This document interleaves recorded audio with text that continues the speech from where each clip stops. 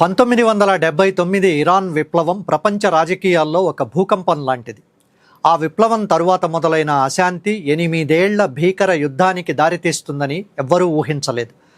ఈ ఎపిసోడ్లో సద్దాం హుసేన్ ఆశయం, ఖొమైనీ ప్రతిఘటన, వీటి మధ్య నలిగిన 2 దేశాల గాథను చూద్దాం.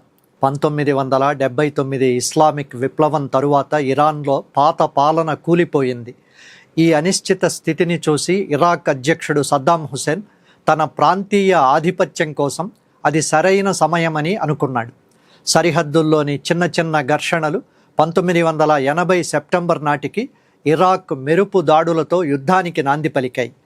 ఈ యుద్ధం కేవలం సరిహద్దుల కోసం మాత్రమే కాదు, ఇరాన్ విప్లవాత్మక భావజాలం మీద తన పాలనకు ముప్పుగా మారుతుందని భావించిన సద్దాం తన అధికార బలంతో ఇరాన్ను దెబ్బతీయాలని నిర్ణయించుకున్నాడు.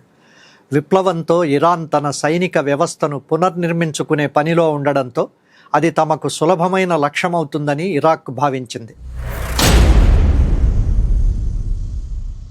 యుద్ధానికి ప్రాణనాడి షాట్ అల్ అరబ్ జలమార్గం. 1975 అల్జీర్స్ ఒప్పందం ప్రకారం పంచుకోవాల్సిన ఈ నదిపై పూర్తి ఆధిపత్యం కోసం సద్దాం ఒప్పందాన్ని చించేశాడు. ఇది కేవలం భూభాగం కోసం జరిగిన పోరాటం కాదు, సద్దాం తన వ్యక్తిగత ప్రతిష్టను పెంచుకోవడానికి వేసిన పాచిక. ప్రపంచ చమురు రవాణాకు కీలకం కాబట్టే ఈ జలమార్గం కోసం 2 దేశాలు దశాబ్దాలుగా పోరాడుకుంటున్నాయి. ఇరాన్ బలహీనపడిందనే అపోహతో సద్దాం జరిపిన ఈ దాడి కేవలం రాజకీయ అహంకారం మాత్రమే కాకుండా అరబ్ ప్రపంచంలో తానొక కొత్త సలాదిన్గా నిలవాలనే ఉద్దేశంతో జరిగింది. సద్దాం ఒప్పందాన్ని చించేయడం ఇరాన్ సార్వభౌమాధికారంపై చేసిన బహిరంగ సవాల్ లాంటిది. ఈ జలమార్గాన్ని పూర్తిగా ఆక్రమించడం ద్వారా ఇరాన్ ఆయిల్ ఎగుమతులను ఆపేసి ఆ దేశ ఆర్థిక వ్యవస్థను కుప్పకూల్చాలని ఆయన ప్లాన్ వేశాడు. మొదటి దశ మెరుపు దాడులు. మెరుపు దాడితో ఇరాన్ను కొన్ని రోజుల్లోనే ఆక్రమిస్తాననుకున్నాడు సద్దాం. కానీ ఇరాన్ ప్రజలు చేసిన ప్రతిఘటన చరిత్రలో నిలిచిపోయింది. దేశభక్తితో హ్యూమన్ వేవ్ వ్యూహాలను ప్రయోగించి ఇరాక్ కదలికలను అడ్డుకున్నారు. యుద్ధం ప్రారంభంలో కోర్హం షాహ్ లాంటి నగరాలు ఇరాక్ వశమయ్యాయి. అయితే 1982 నాటికి ఇరాన్ పుంజుకుని తమ భూభాగాలను తిరిగి స్వాధీనం చేసుకోవడం ప్రారంభించింది. ఈ అసాధారణ పోరాటం ఇరాక్ ఆశలకు గండికొట్టింది. 2 వైపులా సైన్యాలు సరిహద్దు వద్ద గట్టిగా నిలిచిపోవడంతో కొన్ని వారాల్లో ముగుస్తుందనుకున్న యుద్ధం 8 ఏళ్ల సుదీర్ఘ ప్రతిష్టంభనకు దారితీసింది. బురదలో, మట్టిలో నెలల తరబడి సైనికులు బంకర్లలో ఉండిపోవాల్సిన దుస్థితి ఏర్పడింది. అంతర్జాతీయ పాత్ర, తెర వెనక కుట్రలు.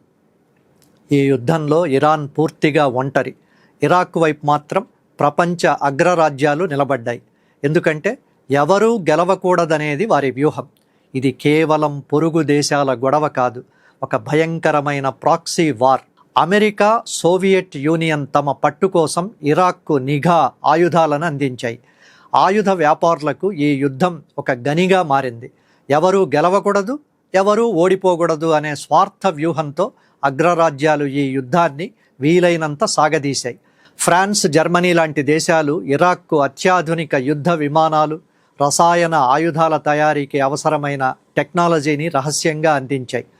ఇరాన్ తన పాత ఆయుధాల విడిభాగాలను దొరకపుచ్చుకోవడానికి ప్రపంచవ్యాప్తంగా అక్రమ నెట్వర్క్లను నడపాల్సి వచ్చింది. ఆయుధ సంపత్తి, విషవాయువుల విషాదం. యుద్ధ నియమాలను తుంగలో తొక్కి విషవాయువులను ప్రయోగించిన దుర్మార్గానికి హలబ్జా సాక్షి. 1988 మార్చి 16న జరిగిన ఆ దాడి మానవ చరిత్రలో ఒక తీరని మచ్చ. హలబ్జా నగరంపై ఇరాక్ కురిపించిన మాస్టర్డ్ గ్యాస్ వల్ల 5,000 మందికి పైగా క్షణాల్లో ప్రాణాలు కోల్పోయారు. ఆ విషవాయువుల ప్రభావం ఇప్పటికీ అక్కడ పుట్టే పిల్లల్లో వైకల్యంగా కనిపిస్తూనే ఉంది. ఇది యుద్ధంలో మానవత్వానికి స్థానం లేదని చాటిన ఘోరాతి ఘోరం. రసాయన ఆయుధాల ప్రయోగం అంతర్జాతీయ యుద్ధ నియమాలను కాలరాసింది. ఈ దాడిలో తల్లులు, పిల్లలు నిమిషాల్లోనే విషవాయువుకు బలయ్యారు. ఇది కేవలం యుద్ధం కాదు, అమానుషమైన మారణకాండ. మానవీయ కోణం, మహిళలు, పిల్లల వేదన. యుద్ధం అంటే సైనికులే కాదు, వెనక ఉండి కుటుంబాన్ని నిలబెట్టిన మహిళలు, బాల్యం కోల్పోయిన పిల్లల వేదన కూడా. బంకర్లలో తలదాచుకున్న ప్రజల నిస్సహాయత కన్నీళ్లు పెట్టిస్తుంది. కుటుంబాలను కోల్పోయిన అనాథ పిల్లలు, యుద్ధక్షేత్రంలో అంబులెన్స్ డ్రైవర్లుగా, నర్సులుగా సేవ చేసిన మహిళల త్యాగం అపారం. నిరంతరం క్షిపణి దాడుల భయంలో గడిపిన ఆ బాల్యం ఇప్పటికీ వారి జీవితాలను వెంటాడుతూనే ఉంది. యుద్ధక్షేత్రంలో గాయపడిన వారికి ప్రాథమిక చికిత్స అందించడం, రవాణా వ్యవస్థను నడపడం లాంటి బాధ్యతలను మహిళలు సమర్థవంతంగా నిర్వహించారు. వారి త్యాగాల వెనుక ఉన్న ఆవేదన, అనాథలైన పిల్లల భవిష్యత్తు ఎప్పటికీ విస్మరించలేనివి. ఆర్థిక వ్యయం, దశాబ్దాల వెనుకబాటు. యుద్ధంలో గెలుపోటముల కంటే ఆర్థిక విధ్వంసమే దేశాలను దశాబ్దాల వెనక్కు నెట్టేస్తుంది. చమురు సంపదంతా ఆయుధాలకే ఖర్చయిపోయింది. నేటికి ఆ దేశాల రాజకీయాలపై దీని ప్రభావం ఉంది. విధ్వంసమైన మౌలిక సదుపాయాలు, అప్పుల ఊబిలో కూరుకుపోయిన ఆర్థిక వ్యవస్థ. యుద్ధం తరువాత తిరిగి వచ్చిన సైనికులకు ఉపాధి లేదు, దేశాభివృద్ధి ఆగిపోయింది. ఒక దేశం ఎంత గొప్పదైనా యుద్ధం దాన్ని ఎలా శూన్యంలోకి నెట్టేస్తుందో ఇదే నిదర్శనం. ప్రపంచంలో అత్యధిక చమురు నిల్వలున్నప్పటికీ ఆ సంపదను ప్రజల సంక్షేమానికి వాడకుండా యుద్ధ యంత్రాల కొనుగోలుకు ఖర్చు చేశారు. ఈ ఆర్థిక వెనుకబాటు ప్రభావం నేటికి ఆ దేశాల పేదరికం, ద్రవ్యోల్బణంలో కనిపిస్తూనే ఉంది. మిగిలింది శూన్యం. 1988 ఆగస్టులో ఐక్యరాజ్యసమితి తీర్మానం 598తో కాల్పుల విరమణ జరిగింది. 8 ఏళ్ల రక్తపాతం తరువాత సరిహద్దులు మళ్లీ యథాస్థితికి వచ్చాయి. ఎవరూ గెలవలేదు, ఓడిపోయింది మాత్రం మానవత్వం. యుద్ధం తరువాత సరిహద్దులు ఎక్కడున్నాయో అక్కడే ఉన్నాయి. లక్షలాది మంది ప్రాణాలు కోల్పోయాక మిగిలింది కేవలం శూన్యం.